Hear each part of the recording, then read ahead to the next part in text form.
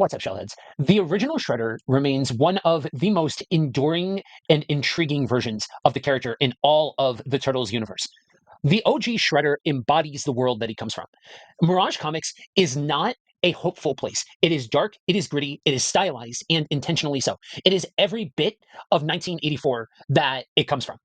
And that original version of the character is not a mastermind who rules from the shadows for decades.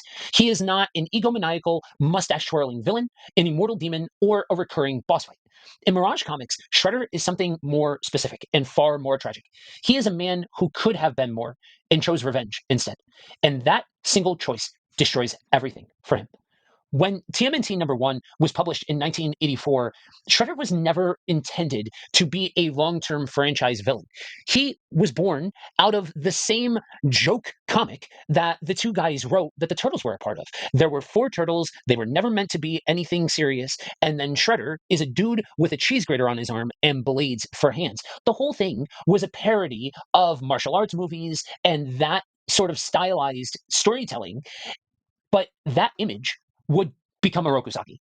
And in the Mirage universe, Oroku Saki's defining trait is not ambition and is not a hunger for power. It is pure dark obsession. Oroku Saki does not begin, though, as a monster. He begins as a younger brother living in the shadow of 2 people that he cannot overcome, his brother Oroku Nagi and Hamato Yoshi. Nagi and Yoshi are both members of the Foot Clan, both elite warriors, and both are well respected, and both love the same woman, Tang Shen. But Tang Shen chooses Hamato over Oroku. And that single fact matters more than anything else that follows. Because in Mirage continuity, the entire TMNT saga begins not with evil ambition, not with a supervillain trying to take over the world, but with unrequited love and wounded honor and pride. Oroku Nagi's jealousy leads him to violence. He assaults Tang Shen. Hamato Yoshi intervenes, and as a result, Oroku Nagi dies. And this is the first moral fracture in the Mirage universe. Hamato killing to protect. See, Nagi dies because he could not accept rejection. The Foot Clan, of course, condemns Yoshi for killing a fellow member, and he's given a choice: ritual unaliving or exile. And Yoshi chooses exile. He flees to New York with Tang Shen, abandoning the Foot, the clan, and the cycle of violence. Oroku Saki doesn't do that. Saki is younger than both of these men, and he grows up in the aftermath of what happened. And in Mirage, it's very clear that Oroku Saki is a gifted student. He trains obsessively. He surpasses his teachers. He becomes not just a skilled ninja, but a tactician and an organizer. By 18, he is recognized as one of the most capable members of the Foot. But here's the key difference between Saki and Yoshi. Yoshi leaves violence behind when given the chance. Saki leans into it. The Foot Clan doesn't create Oroku Saki's hatred, they exploit it. When Saki is sent to New York to lead the American branch of the Foot, he excels. Under his command, the Foot become a more powerful criminal organization with drug trafficking, arms smuggling, contract killing. But even at the height of his success, he wasn't satisfied because this was never about the accumulation of power. This is about revenge. Oroku Saki eventually tracks down Hamato Yoshi. He needs to put an end to this. And this is where Mirage Shredder becomes something different from almost every other version of the character that would come after him. He doesn't kill Hamato Yoshi in battle. He does not challenge him honorably. He does not adhere to a specific code other than the code of revenge. He kills Tang Shen first. He waits in Hamato's home with her body on the floor and tells Yoshi exactly who he is before killing him. This is not the act of an honorable warrior. This is the act of a man who wants his enemy to understand why he's about to die. And when Saki leaves, he believes the cycle is complete.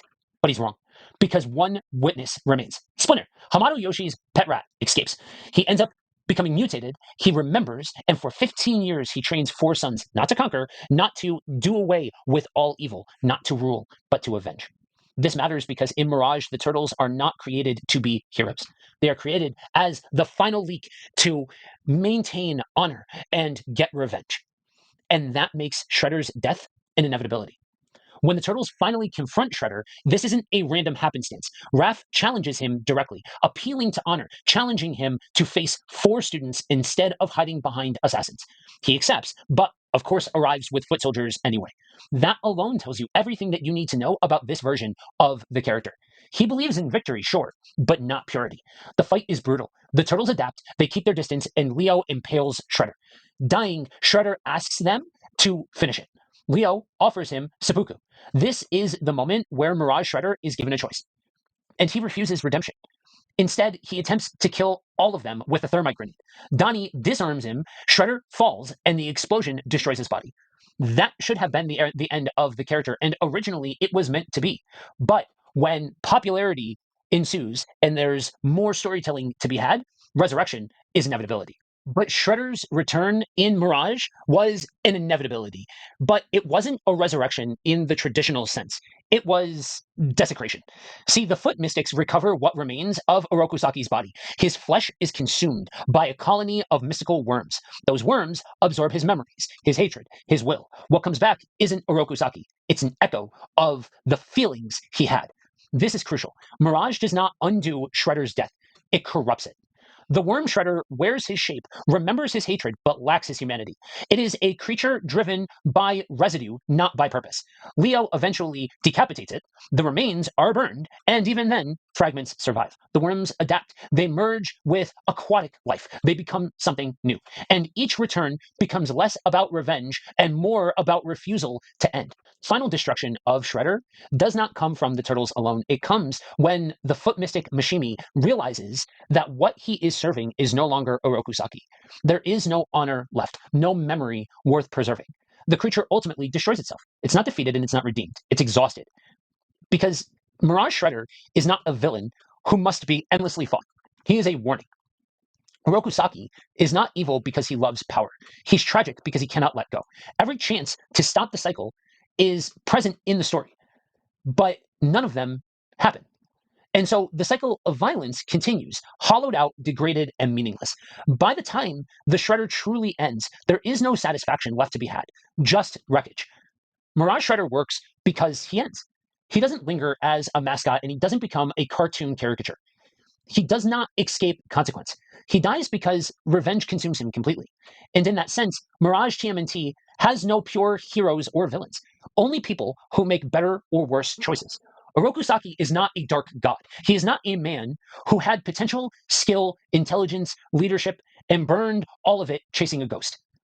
That is why Shredder is still the most powerful version, because he's not fighting due to spectacle. He is fighting because he feels possible. And once the cycle begins, no one is going to escape it clearly.